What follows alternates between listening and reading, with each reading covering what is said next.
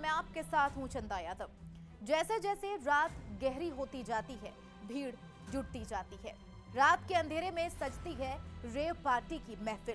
अपनी एक रात को रंगीन करने के लिए शहर भर के अमीरजादे जुटते हैं और उनकी अय्यासियों के लिए लाया जाता है वो सामान जिसकी आम आदमी कल्पना भी नहीं कर सकता। सांप, अजगर, कोबरा, बिच्छू, कोकेन, हेरोइन और विदेशी लड़कियां। नशे का पूरा कॉकटेल किया जाता है तैयार। नोएडा में भी खेला जा रहा था ऐसा ही जहर। नशे और सेक्स का सबसे गंदा खेल। एक रात की अय्याशी के लिए किया गया था सारा गैर कानूनी इंतजाम और अब इस आयोजन से नाम जुड़ रहा है बिग बॉस के विनर एल्विश यादव का।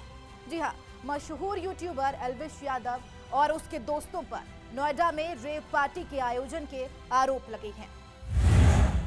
क्या होती है ये रेव पार्टीज? क्या नोएडा में हुई इस रेव पार्टी में सांप बिच्छू लाए गए थे? लड़के लड़कियां इस रेव पार्टी में क्या करने वाले थे? क्यों एक रात के लिए युवा करते हैं लाखों खर्च? कभी मुंबई के आसपास इस तरह की रेव पार्टीज के बारे में खबरें मिलती थी। 90 के दशक से इस तरह की पार्टीज का चलन है जो एकदम गैर कानूनी है। रेव पार्टीज मतलब ऐसी पार्टी जहां हर गैर कानूनी चीजों का इस्तेमाल होता है। इन पार्टीज में जाने के लिए लाखों रुपए खर्च करने पड़ते हैं और फिर इन पार्टीज वो नशा युवाओं को परोसा जाता है जिसे आमतौर पर ले पाना नामुमकिन है और ऐसे आयोजनों को पूरी तरह से सीक्रेट रखा जाता है और बेहद क्लोज ग्रुप में इस पर डील की जाती है। देश के बड़े बड़े फार्म हाउस में छुपकर इन पार्टीज का आयोजन किया जाता है। दिल्ली, मुंबई, गुड़गांव, जयपुर और अब नोएडा भी इन पार्टीज का हब बनता जा रहा है। इन पार्टीज में सबसे ज्यादा कोकेन का इस्तेमाल किया जाता है। कोकेन का नशा करीब 7 से 8 घंटे तक मदहोश कर देता है और फिर शुरू होता है सेक्स और अय्यासी का गंदा खेल। लड़के लड़कियां नशा करते हैं और फिर वहीं सेक्स भी। रात भर इस पार्टी में क्या चल रहा होता है वो किसी को भी होश नहीं होता। सब बस नशे में डूबकर अपनी रात को रंगीन करते हैं। कोकेन के अलावा इन पार्टीज में दूसरे सबसे बड़ा नशा होता है MDMA का। लोग इसे मेफेड्रोन या फिर पार्टी की भाषा म्याऊ म्याऊ के नाम से बुलाते हैं। यंगस्टर इस नशे के लिए क्रेजी हैं। ये नशा दिमाग को पूरे तरीके से सुन कर देता है। ना कोई होश रहता है और ना ही कोई खबर। बस अपने ही अंदाज में पार्टी कर रहे या लोग झूमते रहते हैं। ये सारे नशे पूरी तरह से बैन है। इन सब से एक लेवल और हाई, सीधा सांप, बिच्छू और छिपकली का नशा। रेव पार्टी के लिए कोबरा और दूसरी प्रजाति के सांप भी पकड़े जाते हैं। इनका जहर इकट्ठा किया जाता है। पार्टी में ही इनके जहर को लड़के लड़कियां अपने शरीर में इस्तेमाल करते हैं। अलग अलग अंदाज में इसे पार्टी में परोसा जाता है। इसके अलावा इसी तरह बिच्छू और छिपकली को भी नशे के लिए इस्तेमाल किया जाता है। इन्हें मारकर ड्रिंक्स में मिलाया जाता है। रेव पार्टीज का मकसद होता है नशे में चूर चूर हो जाना। बस यंगस्टर इस सब के लिए एक रात के लाखों रुपए देने को तैयार हो जाते हैं। आपको बता दें कि नोएडा की रेव पार्टी में भी नजारा तकरीबन ऐसा ही होना था। एक स्टिंग ऑपरेशन के बाद इस पार्टी का खुलासा हुआ। बीजेपी नेता मेनका गांधी की एनजीओ जो एनिमल्स के लिए काम करती है उससे जुड़े लोगों ने यह स्टिंग ऑपरेशन किया। इस पार्टी की खबर इस एनजीओ को लगी थी और यह भी पता चला था कि इसका आयोजन एल्विश ही करवा रही है। इसके बाद एनजीओ के लोग एल्विश यादव से मिले और पार्टी में जाने की बात की। एल्विश ने इन्हें अपने एक दोस्त का नंबर दिया। इसके बाद यह जानकारी पुलिस को दी गई और फिर खुलासा हुआ इस पार्टी का।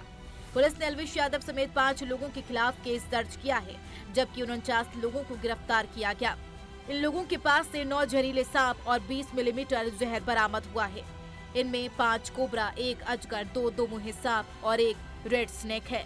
एल्विश पर यह भी आरोप लगे हैं कि वह अपने फार्म हाउस पर जहरीले सांपों के साथ फोटो शूट करवाते थे। वहीं भारतीय जनता पार्टी की सांसद मेनका गांधी ने कहा है कि एल्विश यादव सांप तस्करी से जुड़े मामले का सरगना है। उसे गिरफ्तार करने की जरूरत है।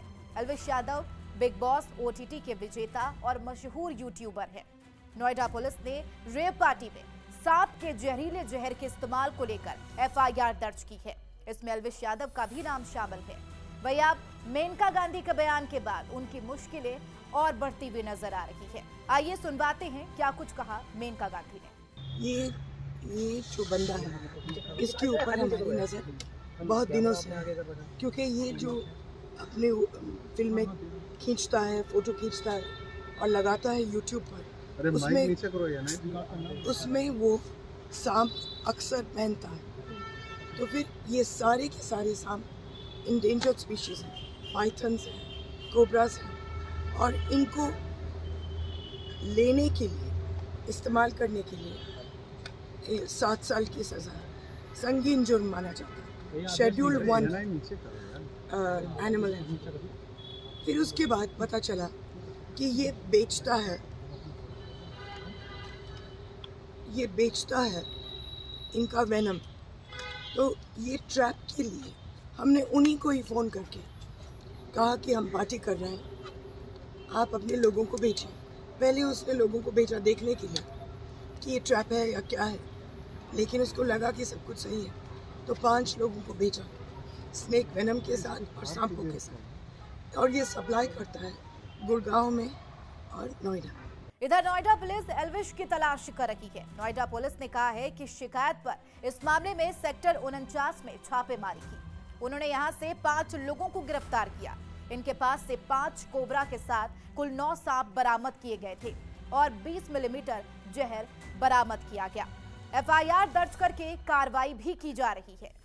देखिए, गौरव गुप्ता नाम के एक व्यक्ति ने थाना 49 में एक एफआईआर दर्ज कराई है, जिसमें उसने ये कहा है कि हमने एल्विश यादव से संपर्क किया था एक रेव पार्टी के लिए और सांपों की व्यवस्था करने के लिए। उस पर उसने राहुल यादव नाम के एक व्यक्ति का फ़ोन नंबर हमें दिया था। उसके आधार पर हमने निम्नलिखित लोगों को जो बुलाया था, जिसमें सपेरे हैं और ये राहुल यादव है, और उस पर फॉरेस्ट की टीम और पुलिस की टीम गई थी तो उनको पकड़ा था। इसमें 5 लोग गिरफ्तार हैं। इनसे 9 सांप बरामद हैं और लगभग 20 ml सांपों का जो जहर है वो बरामद हुआ है। इस पर एफआईआर पंजीकृत कर कार्रवाई की जा रही है।